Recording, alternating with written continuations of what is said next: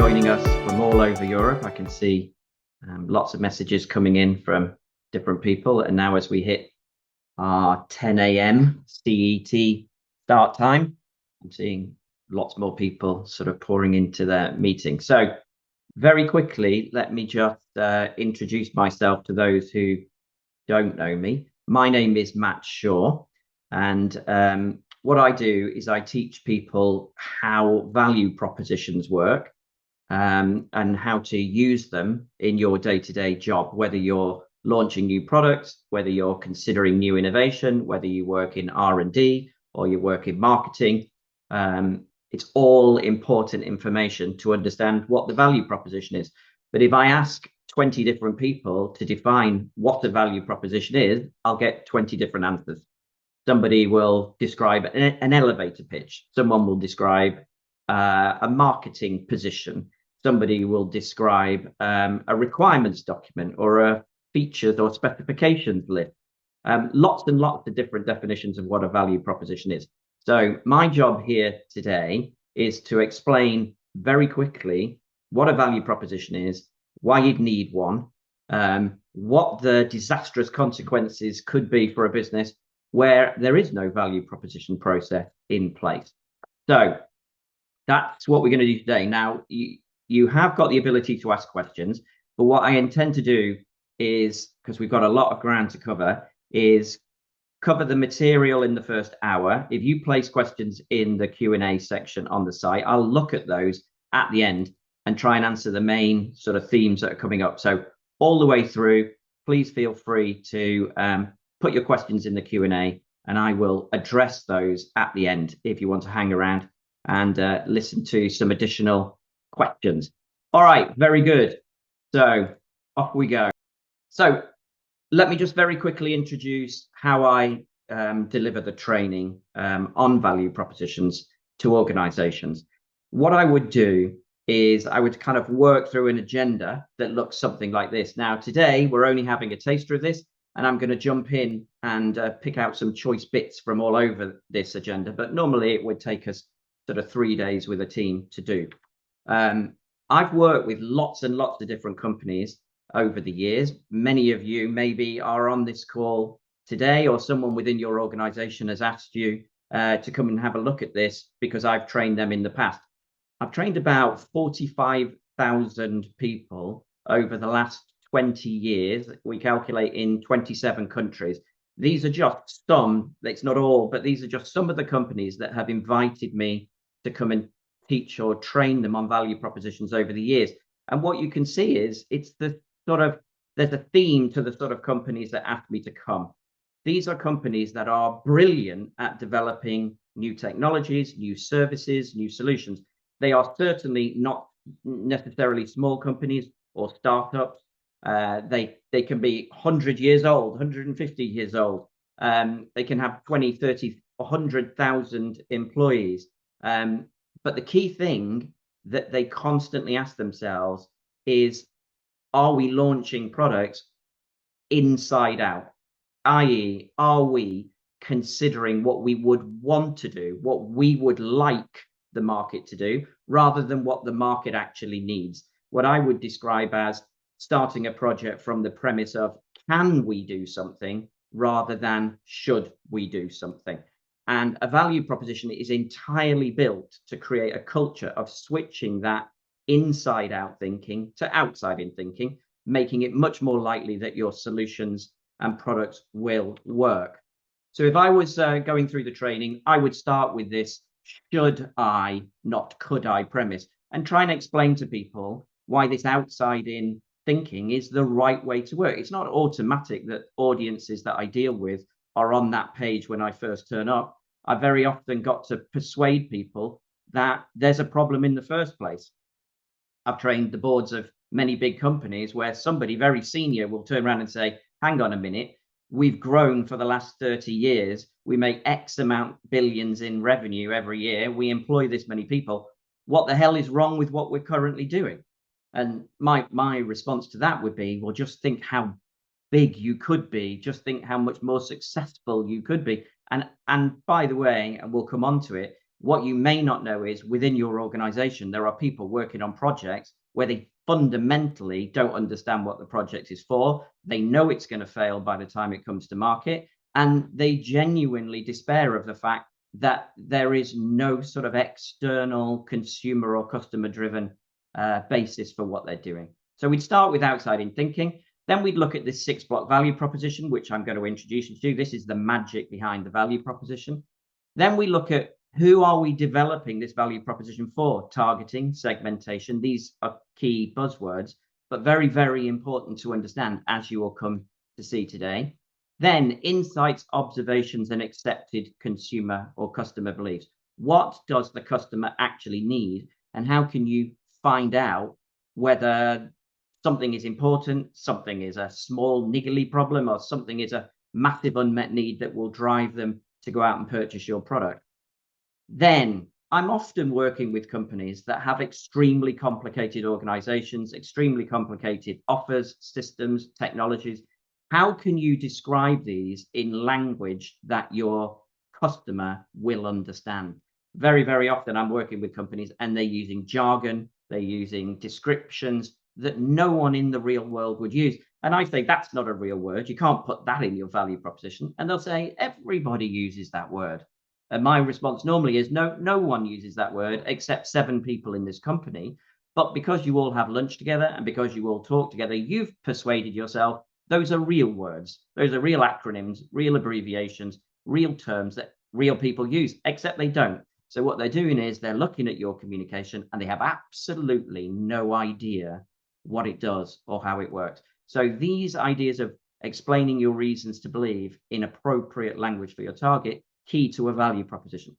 Then the killer question is, what's different about what you've got? Many companies I'm working with are launching generic products. They're launching products with no point of differentiation or discrimination, or they do have technically superior products, but they're fighting against their legal department or their regulatory department who are preventing them from saying it. Worst possible case scenario is they have some kind of Calvinistic approach to it and they say, we don't do that sort of thing in our company. We don't like to brag about how good we are. We don't like to say that. So we never talk about our superiority in communication. It's like, wow. So someone in your R&D department has just spent 5 years developing this fantastic technology. And then for some ethical sort of bizarre reason, you're not prepared to actually point out just what a good job you've done. It's a little bit like having a boxing match with your hands tied behind your back, that is. From my point of view, there should never be a value proposition brought to market that doesn't have some clearly communicated point of differentiation or superiority. And again, we'll come on to talk about that. B2B. Now, what happens if you work in a complex stakeholder situation where there isn't just one person? If we were all selling cornflakes, this would be easy, right? The person who buys it is the person who you talk to, is the person who consumes it. But what if you're selling ballasts inside a wall, inside a hospital for a lighting system? What if there is a purchaser, a consultant, a payer, a specifier, an installer, and an ultimate end user? Now, how do value propositions work? A little bit more complicated, but the fundamental premise, as you'll see, remains pretty much the same. So I don't buy into this theory that B2B is radically different in the way value propositions work. The fundamentals are the same. You just have to understand the different stakeholders in the chain. Then I would explain how this all translates into something actually tangible. We don't write value propositions for no good reason. We write them because they form the basis of the things that come next: the advertising brief, the sales aids, the website development, explanations to senior managers and investors, the elevator pitch, all of that. These are consequences of a value proposition. So what we need to do is get this in place before we do these other things. Then I would explain how a project works, what it costs, how long it takes, some pragmatic tips and tricks to making these things more effective. And then finally, how would we validate it?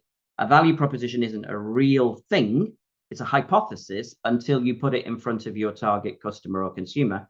And only when they tell you that what you assume is correct can you move forward. So I would always say there's 2 kinds of value propositions. There's your hypothesis, and then there's the real one that you've validated with the end customer and consumer. assume throughout everything I say today that I would assume at the end of all of this, if you write a value proposition, you will go on and test it.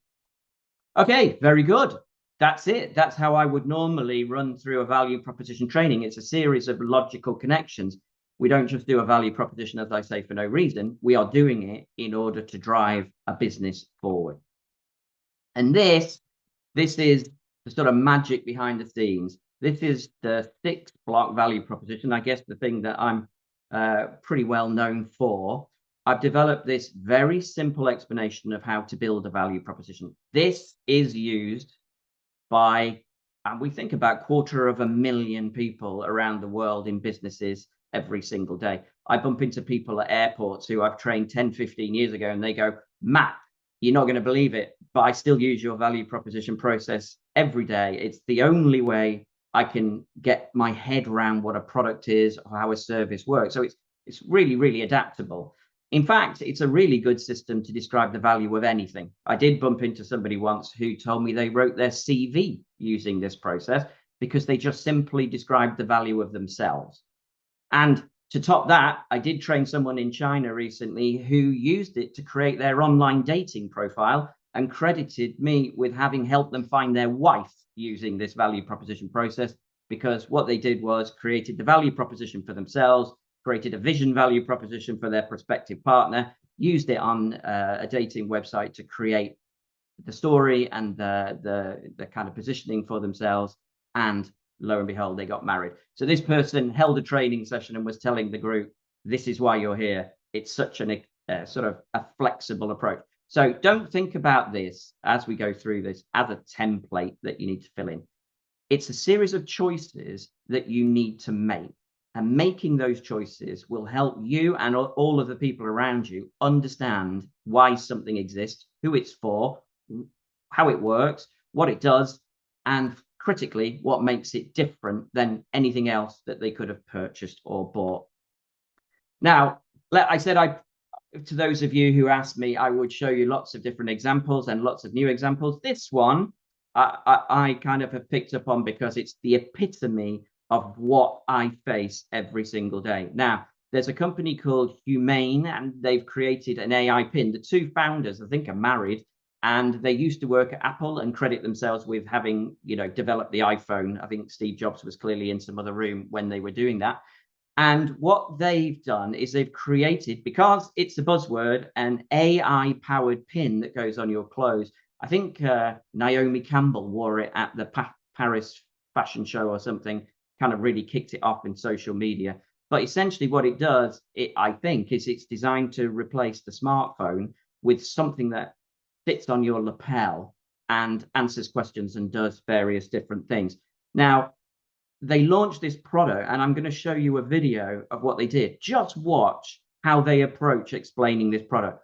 First thing he does is he tells you the 3 colors it comes in. Next thing he does is he tells you about the technology and the battery, right? All of the detail and the technology, the very inside out approach to selling products and features and specifications. At no point does he tell you who it's for, who would want it, why they need it, why it's better than a smartphone. Doesn't say anything like that, just goes straight into the detail, and then ends up saying, I'm going to give you a demonstration.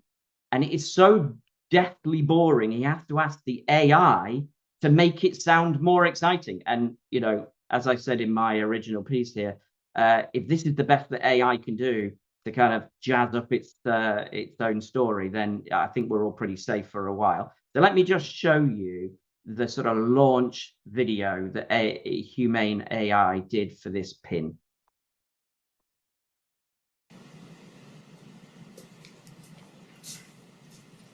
Welcome to Humane.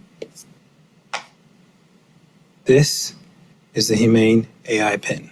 It's a standalone device and software platform built from the ground up for AI. It comes in 3 colorways, got Eclipse, Lunar, and Equinox. There's 2 pieces, a computer and a battery booster.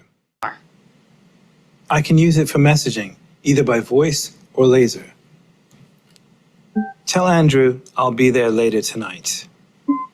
Your message to Andrew says I'll be there later tonight. Okay to send. Make me sound more excited. Your message to Andrew says I'll be there later tonight. Can't wait. Okay to send. Yes. Brilliant.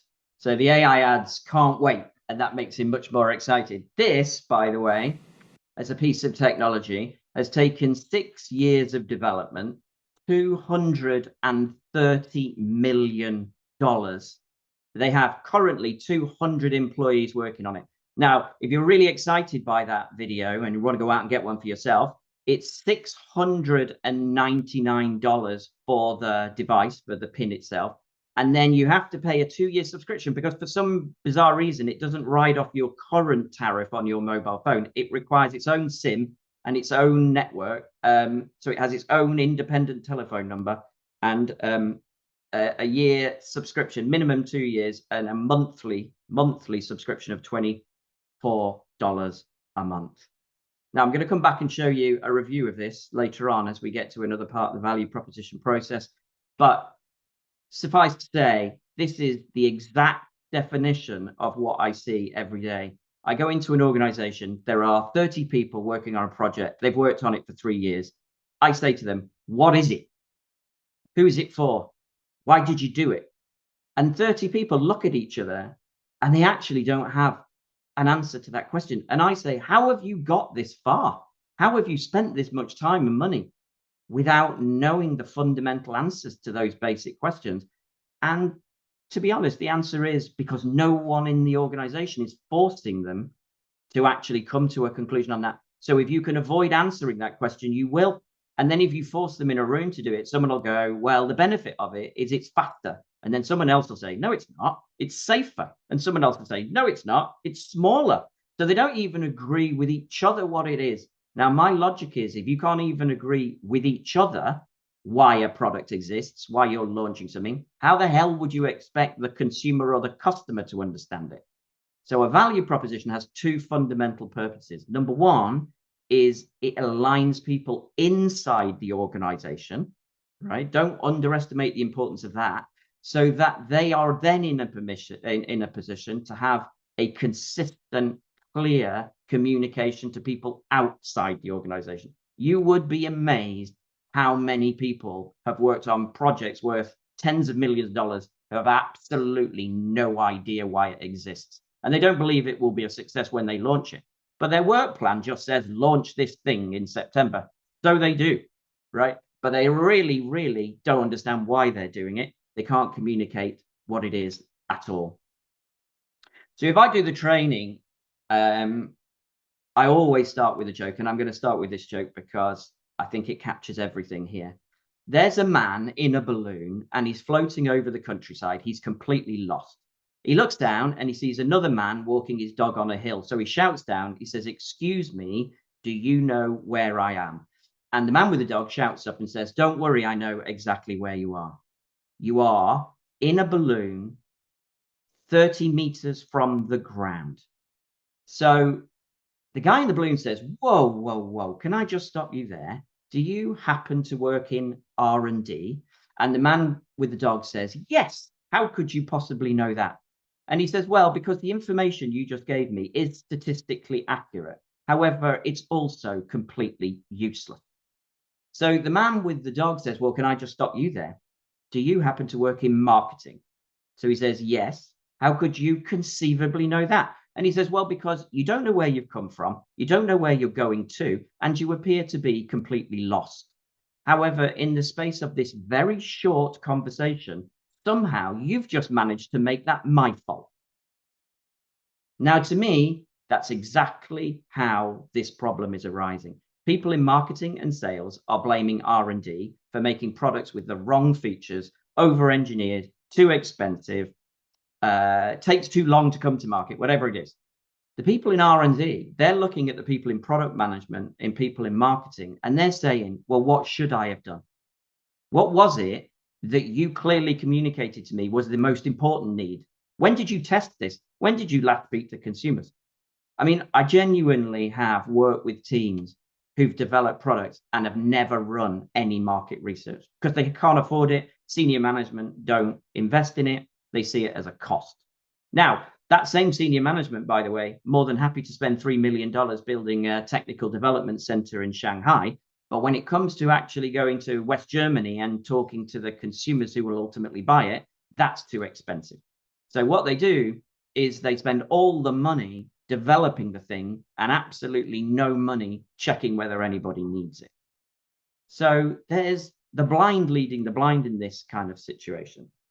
Now, what I'd like you to do here is do me a favor and go to Mentimeter. Now, I've put the details up on the screen. This is a website where you can vote. And I'm going to ask you a series of questions about your current organization and what you are currently doing. Okay, so you should be able to see my screen now. Let's just start off by checking that it's working for you. If you type in at menti.com this code 48697236, and that is written at the top of the screen, 48697236, then we can see who we've got here. We've got someone called Hello. How fantastic. That's a first. That's a good name. So lots of different people out there. Now, this should be all the people from Asia and from the Middle East and Africa and Europe. We have a separate session that's running at 10 a.m. Eastern Seaboard time in the USA. That's happening this afternoon. So if you know any colleagues in your organization that you think at the end of this session should absolutely see this, there's plenty of time for those people to sign up and join the session this afternoon. I know that we've got a lot of people from Philips and a lot of people from Comcast and IDEX and GE and Signify, all sorts of people signed up for this afternoon session. So lots and lots and lots of you putting your name in, lots of Anns I can see here, lots of Michelles. So I'm not going to hang around on this screen too long. You can keep putting your name in. I will capture all of the ways that you vote and all your names and everything on a PDF, and I will circulate that with a video of this session to you after this the session. So lots and lots and lots of you there. I'm going to just flick to the next question though, because this is the important stuff. Okay, so the question for you is, what are the biggest issues you face when launching new products and services, right? So your options are, you have 100 points to spend. That's how this works. You can spend 100 of your points on one answer, or you can split your 100 points, 30, 30, 40, whatever you want, across different answers. But your options available are, we don't know what people really need. We have a lack of insight. Technology push, we start with the solution and we retrofit explanations. There is no differentiation. We're generic or react to competitor launches. We can't explain the value. Our solutions just seem too expensive. We don't know what features matter. Our solutions are complex and confusing. And there's one more. We come to market late. We are always running to catch up.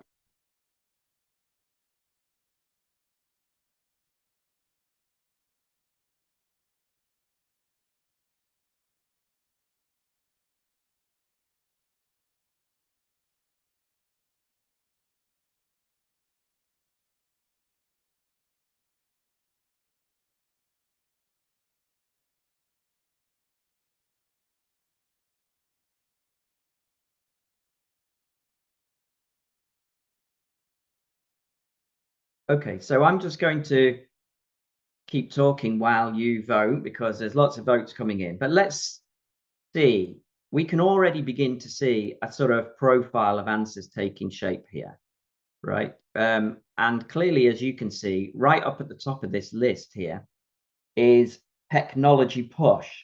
We start with the solutions and we retrofit explanations. Now, that isn't a surprise to me, having trained 45,000 people, because that's predominantly the problem that most companies have, which is, let's be honest, they're started by some engineer or somebody with a technical background. That's normally how it works. And the senior management of the company remain people with an engineering or a technical background. Somebody walks in and says, oh, wouldn't it be fascinating if we could make the molecules do this? And they go, oh, yeah, that would be fascinating. I did my PhD on that. That would be fascinating. Let's spend some serious money investigating whether or not that's technically feasible or not. So they understand that investing in technology and new technology platforms and whatever is the basis of innovation, and off they go. And unfortunately, what then happens is 3 years later and $10 million, this thing has a life of its own. Somebody's job is now riding on this thing coming to market. And only at the very end of the process does somebody turn around and go, now, why on earth did we just do that? Who was that for? Why is it better than the other stuff you can already buy if you're the customer? What additional value have we actually created? We may have done it a different way, but have we done it a better way?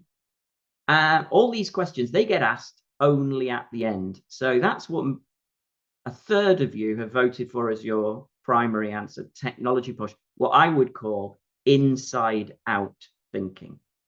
Then second on your list is we don't know what people really need, lack of insight. And whether it's services, whether it's solutions, this is one of the major issues. What you get is companies that make assumptions about what the customer or consumer needs, or they use data to extrapolate, make hypotheses on what people need without actually talking to them. So, and then the other thing you get is customers who want more than one thing. And if you don't test with them what that is, you don't know what the priorities are. So you end up solving small issues that aren't sufficiently important for somebody to change from one solution to another. You need a tipping point where they see a sufficient reason to change. If you're not testing insights, if you're not ranking insights, you have no idea whether this is a big problem or a small problem. So we don't know what people really need. Interesting here, I was with a group in Paris recently. Someone said, Matt, you know, we have loads of information coming into our organization, tons of data. We know everything about the customer. And the person sitting next to them said, actually, I dispute that. What we have is feedback, but we don't have any insight. We have tons of feedback, but we still don't know what to do next, which is why you're then answering next, can't explain the value. If you don't know why you did something, then clearly you can't explain the value. If you don't understand what people need, then you can't guarantee a reasonable, useful benefit. And we come to market late. Well, of course you come to market late because the competition who had insight did it first, then you see it, and then it feels like you're taking too long to come to market because actually you're racing to do something that if you'd have had the insight, you'd have already been ahead of the competition. Lots and lots of consequences here. You can see from your voting. Okay, next question for you then. Do you have a clear, consistent way of capturing a value proposition across your company? And you only have 3 choices here. Everyone uses the same standard approach and format for all projects. Everyone uses a different format and processes on projects, or some projects come to market without any process or value proposition at all.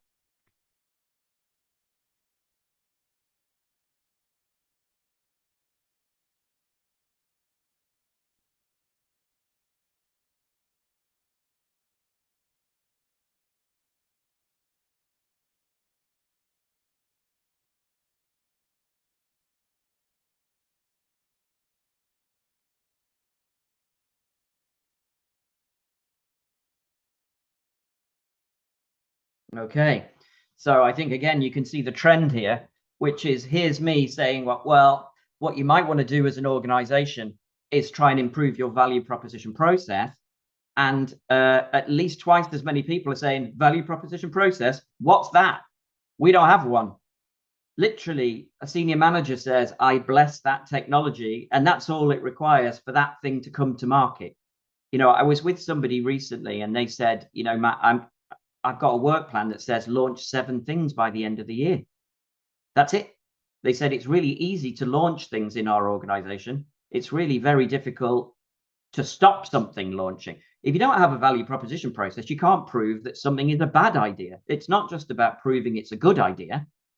So ultimately, value propositions are critical to the business success. As you're indicating to me, there are lots of organizations that couldn't, if you pin them down, tell you the value proposition of the products that they have. Right, last question, just for my benefit. Have you used my 6-block method of value proposition creation before, ever in your career? Is this new to you completely? Have you seen it? Have you been trained previously? Have you watched a video? I think I've got about 1 million views on some of the videos on YouTube. So nowadays I bump into people who say, I've never actually watched your training, but I have seen lots of your YouTube videos. Okay, let's have a look at this. So actually, we've got a lot of new people here, people who haven't seen it before. We've got people who've used it, tried to use it, but not been trained, and about 15 people here who have been trained. Okay, very good. So what I'm going to do now then is go back and show you this process and show you some examples from it, because got a lot of people who are new to it. Now let me show you this. Ben je het zeker? Ja, echt. Laatste stukje loop ik wel hoor.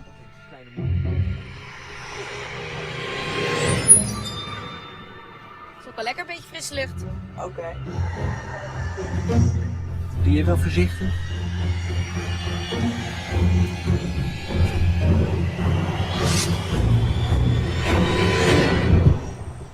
Oké, tot snel. Ben je het zeker? Ja, echt. Laatste stukje loop ik wel hoor. Het is ook wel lekker, een beetje frisse lucht. Doe je wel voorzichtig? Andere kant, mevrouw. Dankjewel, meneer. Tot snel.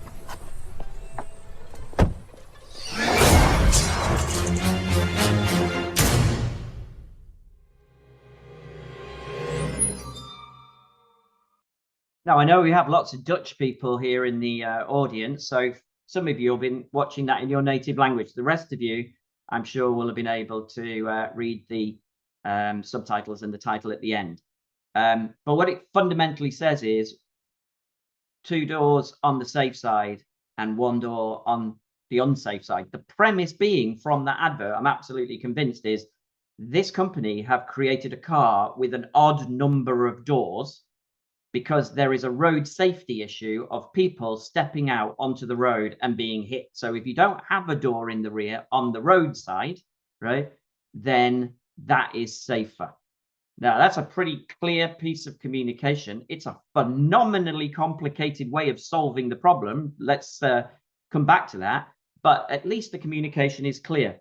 However, I'm now going to show you a print ad for exactly the same car. Now, this is the all-new Hyundai Veloster. Now, I'm not sure whether it's clear to you on your screen, but I'll read it to you on the right. It says booster seat, bucket seat. That's what it says on the right-hand side of that. Now, that's pretty unambiguous to me. That says bucket seat, racing car, 1 door, booster seat, child in the back, 2 doors.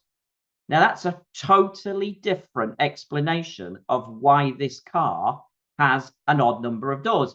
Because what this now says is, well, if you want a sporty looking car, but unfortunately you've got children and they've come in and messed everything up for you, well, good news, because the side of the car that you will see, that looks like a sporty coupe because we've just put 1 big door on that. But the side of the car you hardly ever see, that side has 2 doors because that's more practical to put a child in the back. Booster seat, bucket seat. Now, that is a completely different explanation. Now, how could that conceivably happen? You know how it happens? Because they have no value proposition.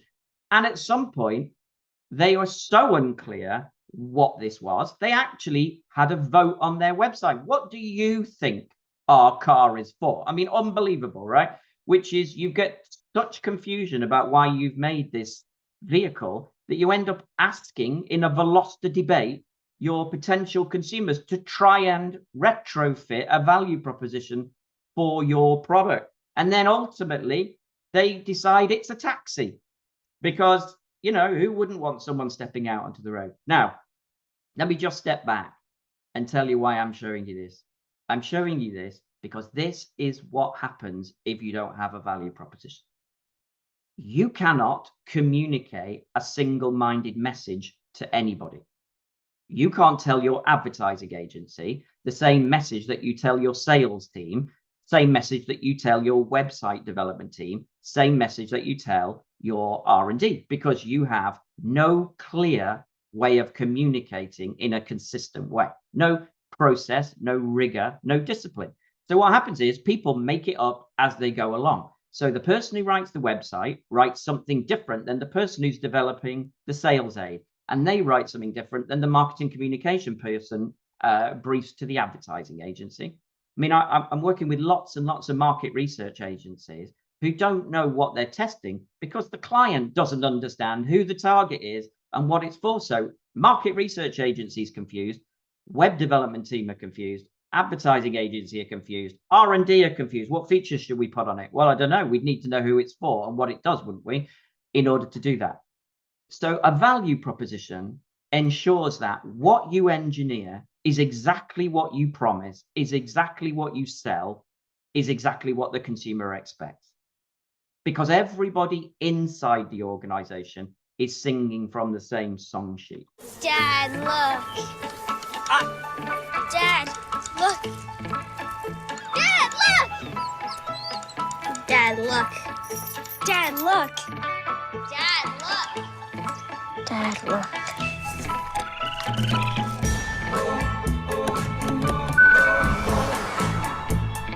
Son, look. An SUV that looks out for everyone. It's possible in the all-new Hyundai Santa Fe with safe exit assist. Wow. Now that I find really fascinating. So I was training this for a high number of years. And then I went to Milwaukee once and someone said, Matt, I've just watched this advert during the Super Bowl or something. You really need to see it. It's exactly the same problem solved in an eminently more elegant way by the same company. So, you know, what's happened here is, I guess, Hyundai, however you say it, they have decided that this is a real problem. They're obviously obsessed with people stepping out of the car onto the road and being hit. Now, their first solution was to engineer a car with a completely odd number of doors, which is a very, very complicated value proposition in terms of a solution to solve that insight. The second one is the door just simply won't open if the radars in the kind of rear view blind spot detection indicate that there's a car coming, which is an eminently easier value proposition to engineer, to communicate and sell. So it's interesting that the insight can stay consistent, but the solution could come in many different forms. And that's the beauty of a value proposition process, which is once we lock down, we know what problem we want to solve, then we can explore multiple different combinations of solutions to see which one the consumer feels is the most appropriate. Right, very good. Now, this is the only chart I'm going to show you. It's a very important one, though. The pink column on the left is the old definition. This may be the definition of a value proposition you are currently working with as an organization. And the one on the right is what I want you to think a value proposition, how a value proposition works, right? So let's start on the left. The old definition of a value proposition is we have a solution, it's already done. What we need to do about 2 weeks before we launch it is retrospectively backfit some story and then use that to justify to the customer why they must buy our product, right? So it's what we call feature push or technology push. The way I want you to think about it is a value proposition should come earlier in the process. It should be at the beginning, not the end. The earlier a value proposition occurs in the development of a solution, the more it can influence. If it's at the beginning, it changes what features you put on, how much the product can cost, who it's for, what the targeting is, where you're going to sell it, what channels you're going to sell it through, what benefits it's going to have. You can check against the competition. Has it really got any points of differentiation? So it changes the product, it changes the story, it changes the development, it changes the cost, it changes the pricing decisions, everything. The earlier a value proposition occurs in the process, the more value a value proposition creates for your organization. But what do we mean by the word value? Well, see, I think lots of people, even though this word value appears in this word value proposition, this phrase, actually most people don't understand what the word value means. They interchange the word value with price. Okay, now value and price are completely different things. Value is subjective. Okay, I can tell the value of something to various different people and they will all hear something different. Whereas price is objective, which is it's a number. I tell you a price, I tell someone a price, they all hear the same price. Now, interestingly, I work on lots of projects with companies and they will say, oh, this project is called value bicycle, value airline, value bank account, value electric car. And what they actually mean is cheap.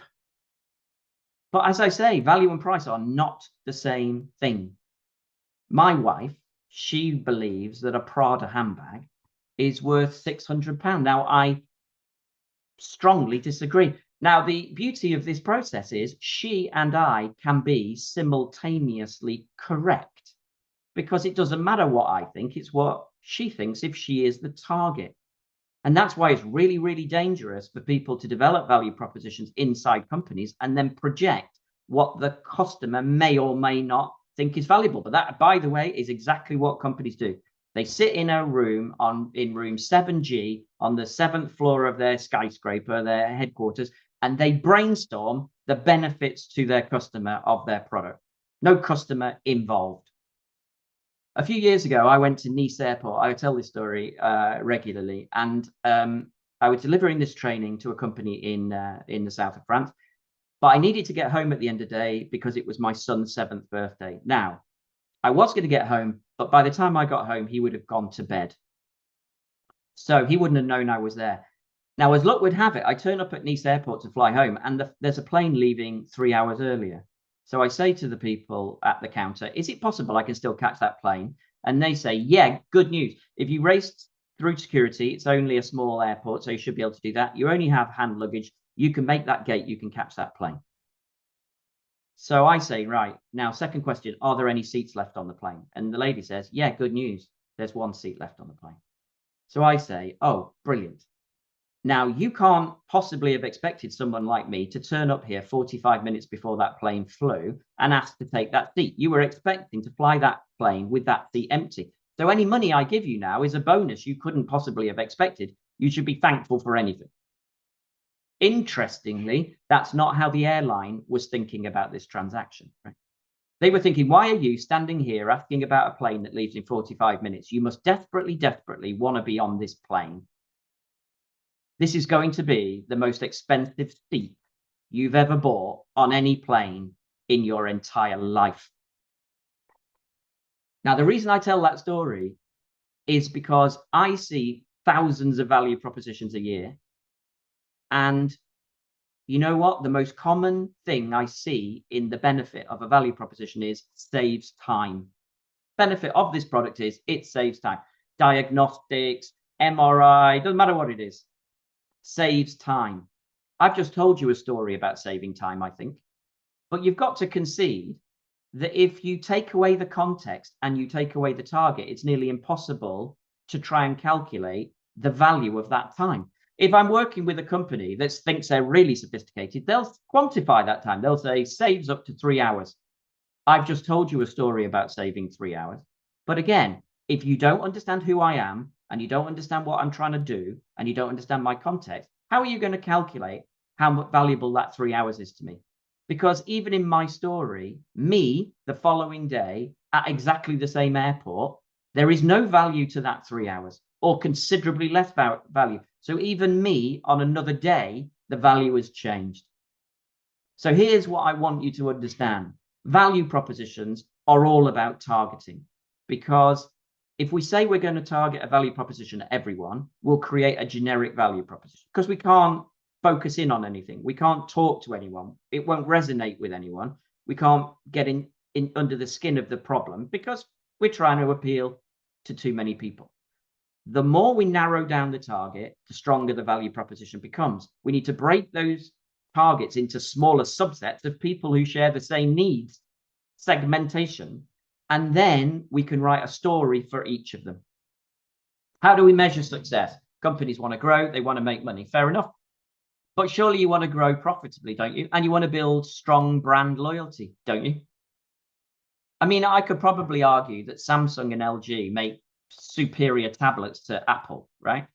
And they probably look at every Apple launch of an iPad and go, oh my God, we've got higher resolution, more pixels in the screen, faster processor, more RAM, but no one's sleeping in a sleeping bag round the block in the snow for 3 days to buy our product. So what's going wrong? And the answer is value propositions are going wrong. Branding is going wrong. Brand pillars are going wrong. All of this marketing stuff, because unfortunately, the reality is inferior products win in the market if the superior technology cannot articulate the value. That's it. Life is unfair. I've worked on loads of products that are superb, and the people who are working on it can't explain it. And they're up against competitors with massively inferior products, poor quality, cheap knockoff products, and ultimately those products are much more successful in the market because they're very good at selling the story. So you better get good at it, because there's no law of physics that says just because you have a superior product, the consumer will understand the value of it, not if you can't articulate it. How do we want to grow? We want to grow with the market. Well, that would be all right. But don't you want to outperform the market? Don't you want to reach historically resistant targets? Or don't you want to be disruptive? Do you want to just tread water forever and just not go backwards? Or would you quite like to go forward? Because if you do, then you need to do something no one's expecting you to do.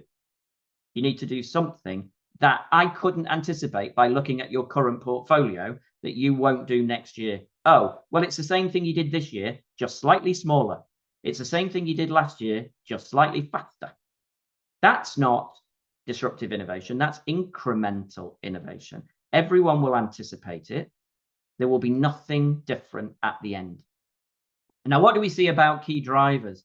Well, lots of companies think if they have lots of specifications and features, then the consumer will like their product more. I went to see a company in LA recently, and I said, you know, let's talk about value propositions. They said, oh, we already have a value proposition. I said, oh, good news. That'll save a lot of time. They then gave me a 120-page PDF. Bullet point, bullet point, bullet point, bullet point, feature, feature, feature, feature, feature, specification, specification, specification. I said, hang on, well, that's not a value proposition. That's a list. And they said, no, you don't understand. See, our customer is very sophisticated. So what they do is they read that list that we've given them, then they choose for themselves the features that they personally find important, and then they sort of create their own value proposition. It's like, oh, I concede. It's not a list then, is it? It's a menu. What you've done as an organization is create a menu of possible things that someone might care about. And your logic is they're going to do your job for you. Now, here's the bit I don't understand, right? You've got companies that are employing product managers, you know, highly qualified people on decent salaries, and their entire job is to translate a complicated solution or service or product into something the customer can understand. And they fail to do that. So what they do instead is they dump that problem on their customer. They go, I can't explain it. Now, in the 10 seconds that you will give to thinking about this, I expect you to solve a problem that I have been paid for 2 years to do and have abjectly failed to succeed in. And they genuinely believe the customer go, okay, I'll work it out for you. I went to buy a TV in a department store. The guy said to me, I said, which one should I buy? He said, buy any, they're all the same. I said, well, that can't be right, can it? There's a Samsung, there's an LG, there's a Philips, there's a Sony. Can't all be the same. He said they are.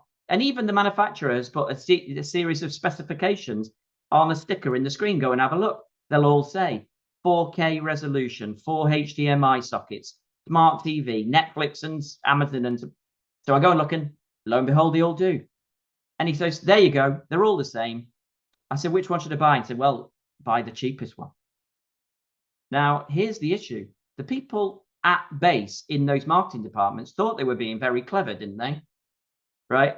But what they did was they instantly commoditized their product. Companies that put lists of specifications and features are not selling their product. What they're doing is they're asking their consumer and customer to create a series of arbitrary comparisons against numbers. That's not value.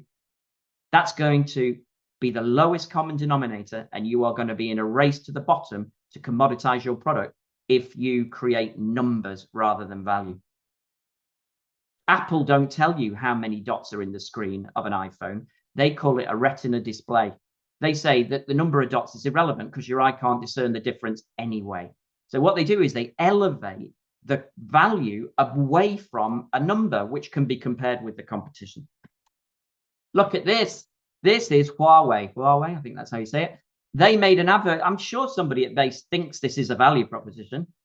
The Huawei Mate 20 Lite, look, it's got a dual rear camera, 20 megapixels plus 2 megapixels, a dual front camera, 24 megapixels plus 2 megapixels, a 6.3-inch display, a 2340 by 1080p pixel resolution at 409 pixels per inch, no less. Now, the iPhone, on the other hand, only has a single rear camera with 12 megapixels, a single front camera at 7 megapixels, and only 1792 by 828 pixels. Oh my God. Can you imagine? Now, at no point did Huawei tell you why you need 2 cameras on the front.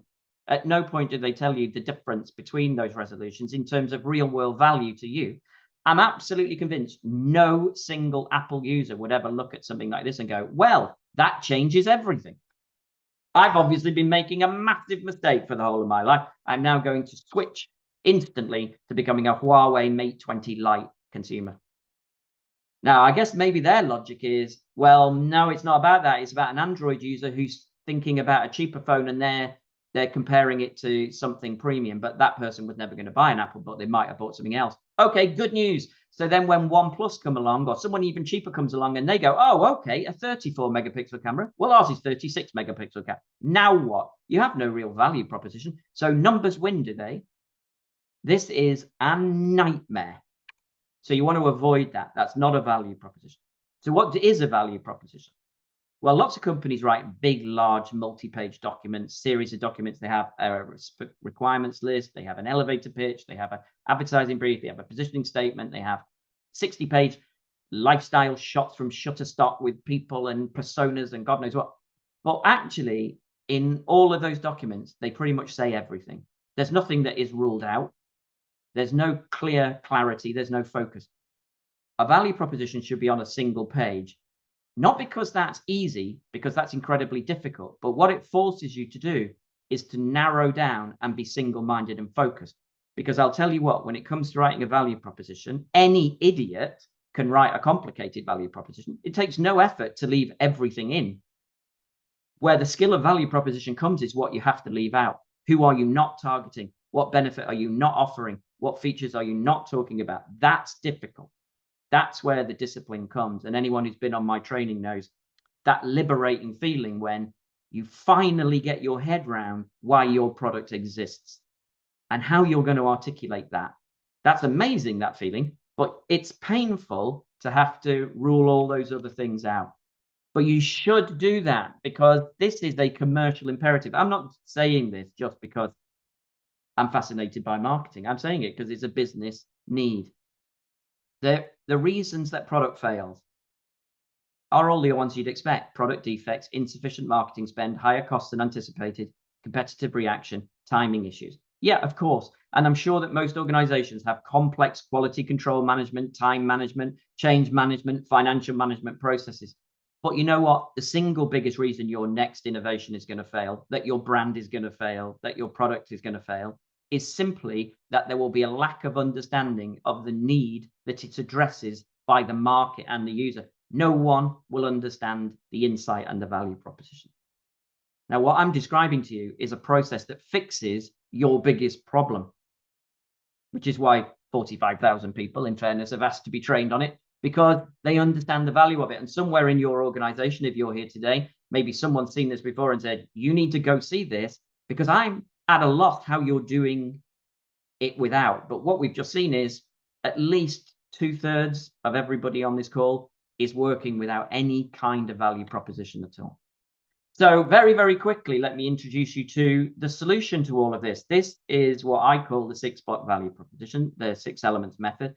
And it's something, by the way, that most companies use to write a value proposition. Now, they might call it something different, but they'll roughly use the same approach, right? It's been around for a number of years. So I'm not invented anything spectacularly contrived, anything complicated here. This is pretty much how most big companies do it. Unilever call it the brand key. It's in the shape of a key for unlocking the consumer. You know, Philips used to call it the value proposition house, maybe will again. And GE call it the proposition gears, Electrolux, the proposition tree, lots of different things I've seen over the years. The thing to watch, though, is that they all work in pretty much the same way, which are there are 6 choices that you need to make. That's it.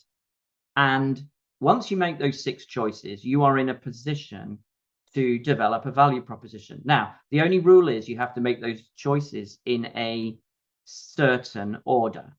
And to make that easy for you, I've numbered those choices from 1 to 6. So you must start at number 1 and you must end at number 6. Now, I'm not just doing that to be pedantic or didactic. I'm saying that because it doesn't work the other way around. Regularly, as I say, I'll walk into organizations and they'll say, Matt, we're going to have a brainstorm about our new product. And the first thing we're going to do is brainstorm what benefits this new technology could offer our customer benefit. So they start at block number 4. Now, if you were naive enough to have invited me to that meeting, I would almost certainly say to you, benefit to who? Because value is subjective. So there's absolutely no point saying it saves time, it's easier, because if I don't know who it is, how they value their time, how sophisticated they are already, then ease and time are irrelevant benefits, aren't they? I need to start at block number 1 and ask, who are you developing this for? Who is this value proposition intended to be communicated to? Until I have the answer to block number 1, everything else in the value proposition process is irrelevant. But then once I have the answer to that, oh, by the way, it's worth saying, and this is very important, that a value proposition doesn't exist because you have a product. A value proposition is a story that you tell to a particular target. Block number 1. So the more targets you have, the more value propositions you need to write. Let me show you Gore-Tex. Gore-Tex are a company that only make one thing, Gore-Tex, but they have multiple targets.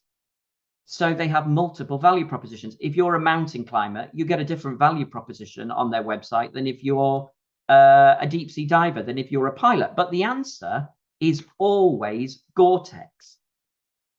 So what you want to do is start with the premise of, do you recognize yourself? Do you recognize this problem? Right, then we're going to talk to you about our solution. Our solution isn't necessarily going to change, but it is going to be positioned in a way that brings it to life for you, in a relevant way for you.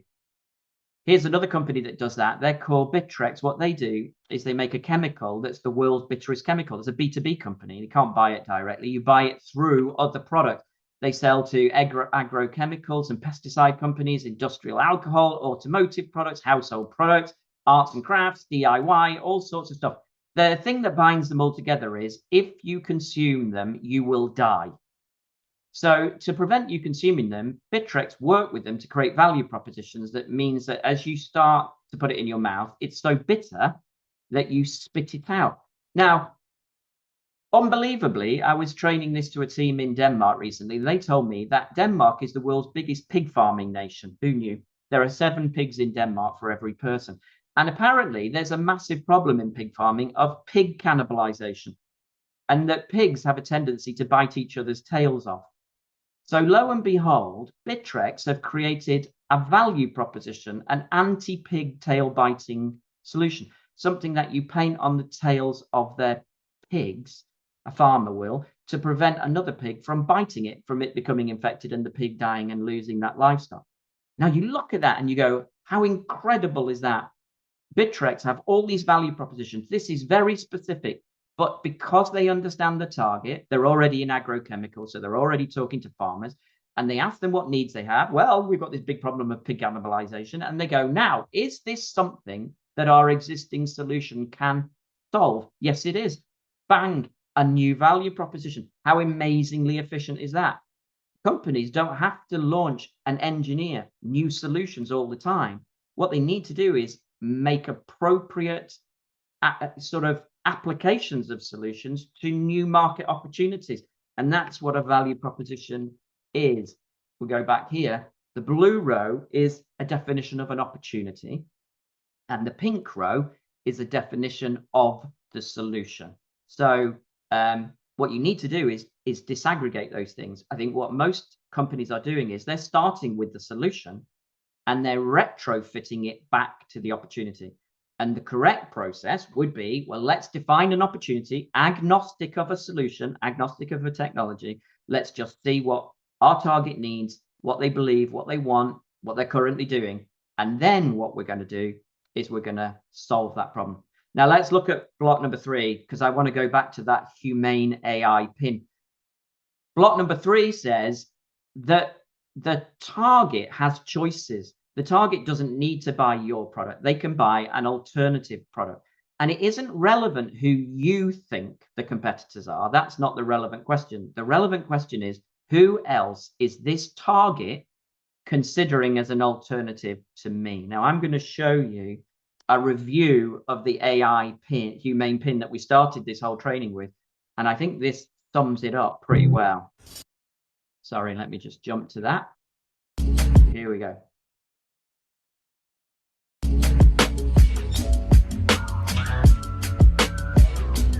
So I know I've said like a bunch of the downsides and the problems this device has, but I really genuinely think the biggest problem this pin is going to have is that smartphones are kind of OP. Like that's the number one thing I've reminded myself from the week of using this pin, trying to get it to do stuff, is that smartphones are not going anywhere anytime soon. And I think a lot of the comments online have already picked up on this, even without testing and using the pin, which is, okay, there seems like a lot of overlap between what this is and what a smartphone can do. But everything that this pin does, a modern smartphone does better and faster and easier and in higher quality and just better in every way. Like your smartphone obviously takes better pictures and videos and you can frame things more easily. Of course, a phone can call and text people more easily. You can use it in more places, loud places, private places, use it with literally any outfit. Also a phone, like you can quickly Google things. It's faster to message people back. And of course, it can email people and use all kinds of app experiences. Do you know what happens when you try to just send someone a picture from the AI pin? You already know how to do it on your phone. With the AI pin, okay, you take the picture, then you either try this with your voice or you pull up the picture, which is just a green 720p JPEG on your hand. I guess that's a good enough preview, sure. You go to send it, you pick your contact or type in the whole phone number with the gestures. Eventually you go to send, and it has its own internet connection, and it sends a link to view the picture in the Humane web portal. Like the difference in how easy, how frictionless that is here versus here, it's not even close. And they're So thinking about that, it's very, very important that we don't just sit and think about value propositions in isolation. Lots of companies do. What have we got? What do we want to sell? What does the customer must buy our product? Very, very often what's happening is the customer has other choices. The customer doesn't need to buy your product. It's not automatic that they have to buy. And our job is to consider what other alternatives exist in the market. And then we then need to consider our value in terms of the comparison. What makes us different than them, the superiority, what reasons to believe can we provide that makes people more likely to buy our product versus their product. And these are the aspects of a value proposition that help focus our thinking. Stop us being enamored by our own technology. You get lots and lots of companies who go, well, who wouldn't want to buy our product? Our product is absolutely fantastic. Everybody will buy it. And then you say, well, hang on a minute. The customer has an IT system that's already set up to use their particular existing piece of software, for example. They've got a filing system that they've been using for 20 years and the person who works in the company uses. Now, you want them to move to the cloud and you want them to use this new operating system, but then they're going to have to retrain everybody in the organization, and there's a different UI and there's a lot of cost and complexity, and their starting position will be to stick with the status quo. Now, unless you can give them a compelling reason to change in your solution, benefits, reasons to believe, and superiority, why on earth would they switch? And this, I think, is really, really important. We need to consider the whole value proposition, because otherwise, I think we end up in a dangerous position of sort of drinking our own Kool-Aid and imagining that the customer has no other choices but our own. Okay, good. So last thing I wanted to just talk to you about, I heard a lovely example which I had to check up on the other day and find a bit more information about. But somebody told me about pregnancy tests. Told me that there is a really neat example of value propositions in pregnancy tests, following the whole logic of everything I've said. And it's kind of obvious when you hear it, but the story is that consumers who buy pregnancy tests, who buy into pregnancy tests, they come in two sorts. There's the two sort of segments, two profiles. There are people called fearfuls, and there are people called hopefuls, and that kind of makes sense, right? So fearfuls are people who don't want to be pregnant, and hopefuls are people who do want to be pregnant. Now, first response in the States, a company called Quidel, I think they're called, they created two value propositions because they had two discrete audiences with two different insights requiring different positioning. The fearfuls, this was the product that they had. This was the positioning they had. There was no pictures on the box. It's incredibly rational. It's just a single kind of pink box. It's got two lines. You're either pregnant or you're not pregnant. That's it. It's rational. It's technical, whatever. Then for the hopefuls, they created a different value proposition. Look, the whole positioning, the communication. Now there's a picture of a baby on the box. The product says yes.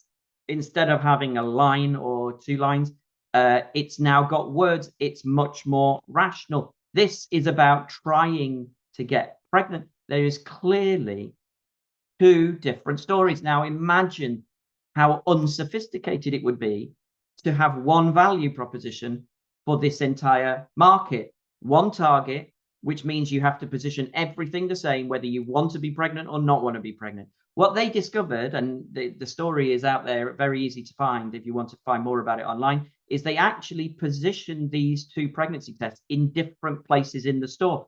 So the one that was for the fearfuls was in the contraceptive aisle, whereas the one that was for the hopefuls was in the baby aisle. And then they did a pricing thing. So when someone tells you that pricing is based on cost plus pricing, which is what you do, is you look at how much your product costs, and that helps you tell how much you can charge for it. That is nonsense. What you want is value-based pricing, which is I cannot tell you what I can charge until I've written the value proposition. When I've written the value proposition, maybe I can charge a hell of a lot more for this because I have now created something that has immense value to my target. And lo and behold, the hopefuls were prepared to pay nearly twice as much for a pregnancy test. Same pregnancy test, same technology, same underlying technology platform, because it was in a different place in the store, because they have a different insight, because there's a different value proposition. You need to think about value proposition in this way because it's going to change everything about how you work. Now, leave you with one thought. You want to avoid this. This is the Swiss Army knife. Something that people tend to buy at Geneva Airport when they can't think of anything else to buy for a friend or a grandson or something on the way home. It commits to doing everything. But because it does everything really badly, right? I mean, who knew that there is a measuring stick on a Swiss Army knife? It only goes up to 6 centimeters. Usably, I would imagine only about 5 because it's being obscured by the saw and the scissors. Who has ever measured anything with a Swiss Army knife, right? And then if you've got bad eyesight, there is a magnifying glass. I would suggest if you have bad eyesight, don't try and use that. You'll take your eye out on the bottle opener. A Swiss Army knife, because it tries to do everything, does everything really badly. And there is almost certainly a dedicated tool that does every single one of these functions better than a Swiss Army knife. You probably all got some kind of elaborate corkscrew, for example, which, you know, is a ballerina where you twist her head and pull her arms and then it comes off, or a fish that concertinas someone bought you for Christmas, you know, at some, you know, extreme cost. No wine connoisseur is using the corkscrew on their Swiss Army knife to open a bottle of wine because it's really terrible. So what I see regularly is people who create massively complicated value propositions. They overload it with features and stuff. And then when you say, what the hell is this? It's a mess. They go, no, that's literally the value proposition. It does everything. We've made no choices. Okay, well, then that's a bad value proposition. And even Swiss Army knife, Victorinox, they know that. Because guess what? If you go to Amazon nowadays, they have introduced a new range of Swiss Army knives. And what that does is it focuses down the Swiss Army knife to specific scenarios and specific targets, just like I've been telling you all through this session. There's a camper and there's a sailor, a skipper. And guess what? Once you know that person will be in the context of camping, you can specifically put the things on there that only would be helpful if you were camping, or only put things on there that will be helpful if you're sailing.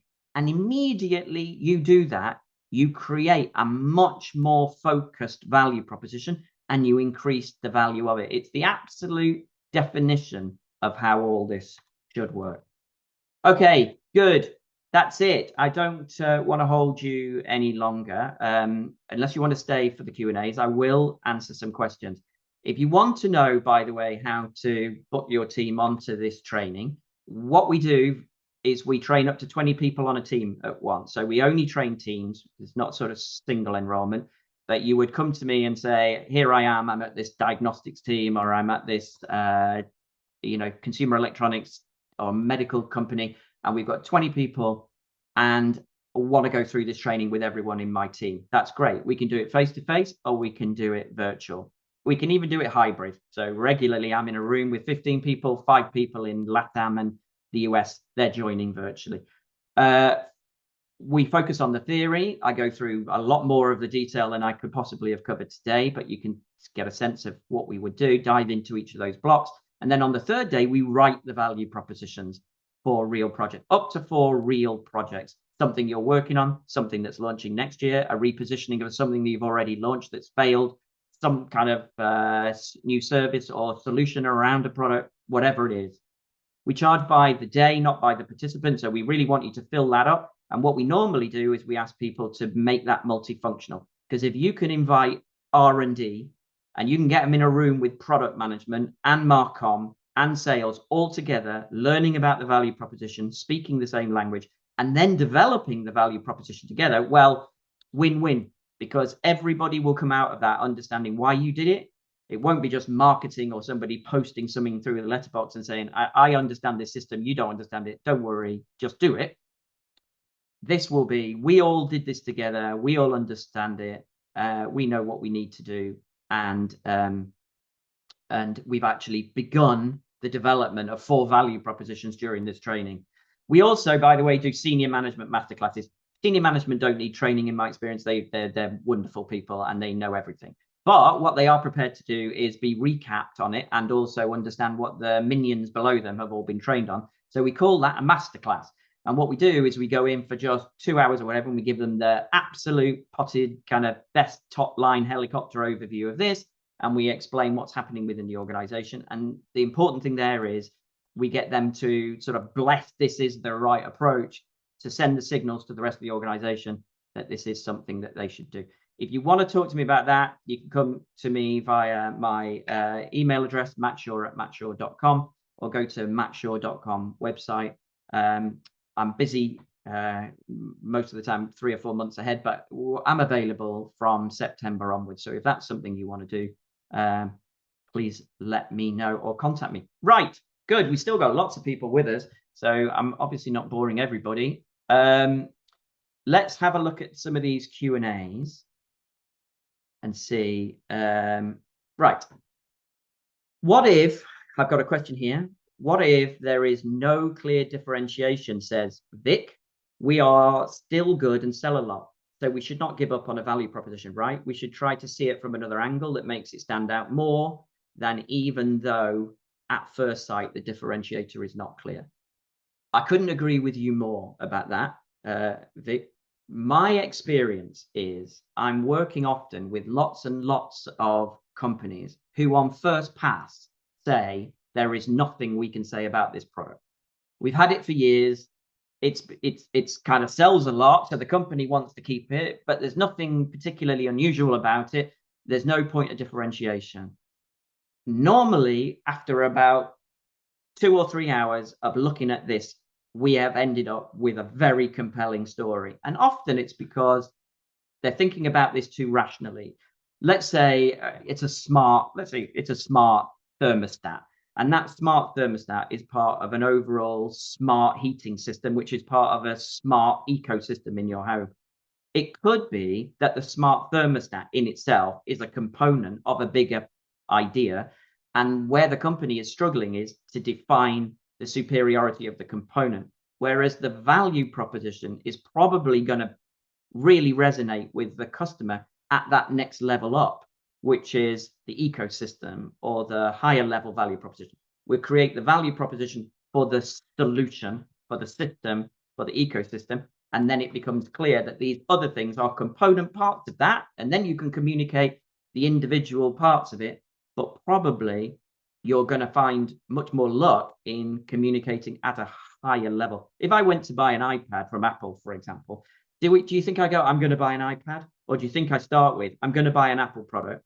Now, do Apple sell a tablet? Yeah, they do. Now, what tablet do they sell? Well, an iPad Pro, an iPad Air, an iPad Classic. Okay, now which one of those is appropriate for me? That's the logic. I start at the top and I cascade down, with the component being the last thing I consider. And so very often there is superiority at a higher level. And by the way, companies too rational again, they're always thinking about the technology and the solution and the specification. But maybe you have better service, right? Maybe you have better parts availability. Maybe you have more expertise. Maybe you have something which is not specifically about the technology or the component, but it is about the service level or the warranty or the guarantee or the reliability or the sustainability. So the superiority, when you really explore it, can often come to light because previously people are just too focused on the functional performance of the product. Okay, hopefully that addressed that. We have been using jobs to be done for identifying and prioritizing customer needs. Can that method be used in combination with the 6 block? Well, yeah, I think yes. It's probably, I'm not, precious about the language too much that we use. Insight is roughly the same thing as job to be done. What we're saying is this customer needs to do something. Now, the difference with jobs to be done is I tend to find it's being used with lean or, these kind of processes are being done from a very engineering point of view. But very often what the customer does or consumer does and why they're doing it and what they're actually thinking and their behavior behind the scenes is just that little bit more sophisticated than the job to be done, right? And if you just looked at it on that superficial level, you may actually miss the real insight. So I would say jobs to be done. Let's call it this. That's the first building block. That's what the customer is doing or why the customer is doing it. But an insight, which I would push someone to do, gets under the surface of that and understands that in a level of sort of detail that the competition couldn't possibly know. And that takes it beyond a job to be done to an insight, something the dictionary describes as a discovery about something that was previously hidden. Jobs to be done aren't necessarily previously hidden, so they're not competitive, are they? The competition would know that as well. So we want to go beyond that, I think, and try and understand that to a level of complexity that even the competition can't compete with. Okay. So, Karina, when we have two target groups, I surely have two value propositions like the pregnancy test. What will I do with the product? Will you advise to have two products as well, or how would you handle it? Good question. You know what? There's not a single answer to that. So some companies, particularly B2B companies, wouldn't re-engineer a new package, a new product, a new solution every single time. That's massively complex. What they would do is they would just have a journey through their website. You arrive on the website, it says, hello, who are you? Are you a contractor? Are you an installer? Are you a specifier? Are you a nurse? Are you a doctor? Are you a surgeon? And then depending on that, you maybe get a different story. That's marketing communication. But maybe you don't need to make the product different. That's vastly complicated and not appropriate in that situation. On the other hand, with the pregnancy test example, it clearly did require different packaging because the tonality, the imagery, as we saw, the actual function of the product, what it says on the screen, all of that, actually value proposition testing probably would have shown that there isn't one solution that would be appropriate for everybody, that you would need to position that with a different product, with a different name and a different package. So I don't think there's a one size fits all answer to this, but I think the answer is no, you don't always have to make a new product. You could communicate the same product to different people in a different way, but sometimes you do need to make a new product because there's sophistication in the packaging or the name or something that makes it more effective, or you can sell it for more. So I was telling my wife the story the other day. She couldn't believe me. She thinks I'm unethical. But when I was at Unilever, we were making fabric softener, fabric conditioners. And I asked R&D, tell me something about fabric softener that people don't generally know. And the answer was, it dries clothes faster. And that's simply because it lubricates the fiber with an oil. And then when it goes to the spin cycle of the washing machine, it spins off more water. Okay. So my question to them was, does that mean it comes out of the washing machine drier in the first place? And the answer was yes. Clothes washed in fabric softener dry faster because they come out of the washing machine less wet. So we created a product called Fast Dry Fabric Softener. And the positioning was to people who lived in apartment blocks. So if you live in a house and you have your own garden, you dry your clothes when you go to work, you don't care when they dry. They're just dry when you get home. Who cares? But if you live in an apartment block, you have no garden, you can't hang your clothes anywhere, then they're over your radiators, you've got a clothes horse, they're hanging everywhere in your house. They're completely taking over your life. The faster you can get those out of the way, the faster they dry, the faster you reclaim your living space. So that was the targeting, that was the segmentation, and we sold Fast Dry Fabric Conditioner at a 30% price premium to standard fabric conditioner, but it only did what all fabric conditioners did. But by actually pointing that out, by changing the name, by giving it a positioning, by images on the bottle that showed the thing, we were able to increase what we could charge for it.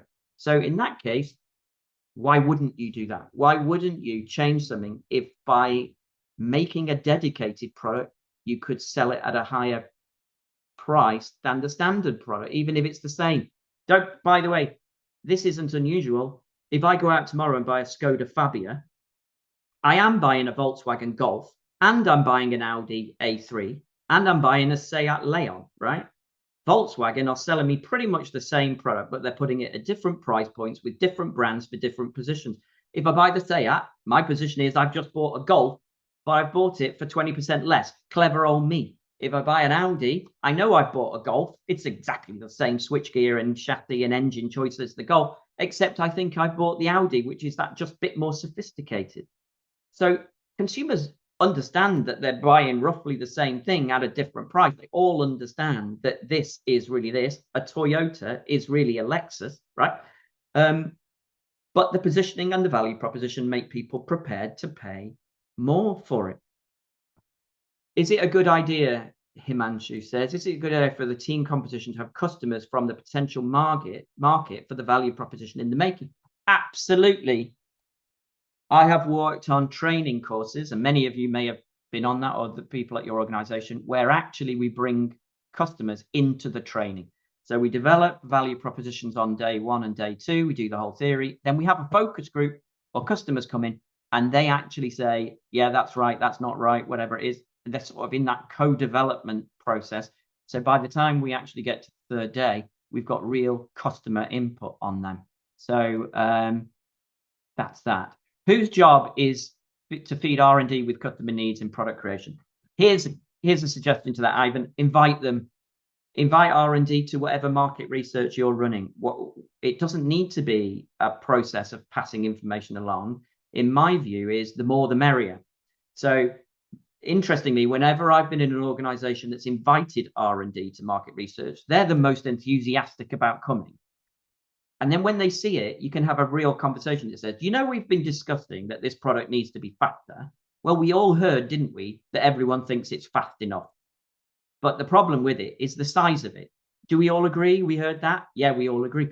So now you're in this situation where everyone working on it is actually at the same point at the same time, because they heard the customer. Instead of I think the customer thinks this and you think the customer thinks this, you now can have a conversation that said, we all observed and saw the customer do this, which is the fastest way to get alignment in my view. So I don't see, genuinely, I'm not being politically correct for the sake of it here, I don't see this as a marketing process. I get quite upset when someone says, Matt is coming in to train value propositions for our marketing effectiveness or marketing competency. No, a value proposition will only work if R&D are bought in, if they understand it and value it, right? If they deny it or reject it, they'll just do what they were going to do anyway. So you want Marcom involved, you want R&D involved, you want finance involved. When you're trying to create claims and claim support, you want regulatory and legal involved, and product management and senior management. So as I say, most of the trainings that I do are multifunctional. We have everyone in the room because everybody is part of the project that will make the value proposition come to life. I'm going to, final one, Mark has asked, Matt, what is your value proposition? That's a good question. So when I first started doing this, I wanted to do training of marketing. And marketing is a broad thing. I could be doing here advertising development. I know all about that. I know about promotions. I know about pricing. And then I realized there's this real issue with insights and value propositions. So I narrowed down to doing that. I would genuinely think there is no one on earth who has trained this subject more than me. So I've got to be the specialist just in value propositions and insights, because I have this conversation every week or more than once a week with a different team in a different country on a different product. I've got more examples, more specialism in this than anybody else. Then I realized there's quite a few companies that do this already, and they're pretty good at it. And those tend to be fast-moving consumer goods companies, your Pepsis, your Cokes, your Unilever. Do they really need someone coming in and training them how to do it? Probably not, because they've got 50,000 extremely complex processes already. And then I realized, but there are some very big companies, some technology companies, extremely clever with big R&D departments and massive spends, who have absolutely no idea how this works. Or service industries like banks and insurance companies and all of these big sophisticated companies that have no heritage in doing this.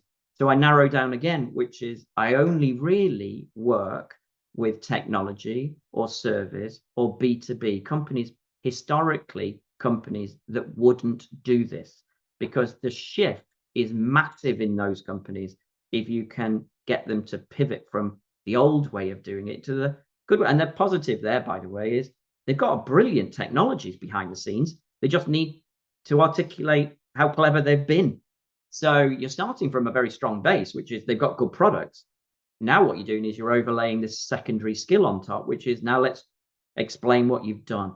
So my value proposition is I am narrowed myself down to companies who are inside out thinking companies who have no real background in doing it this way.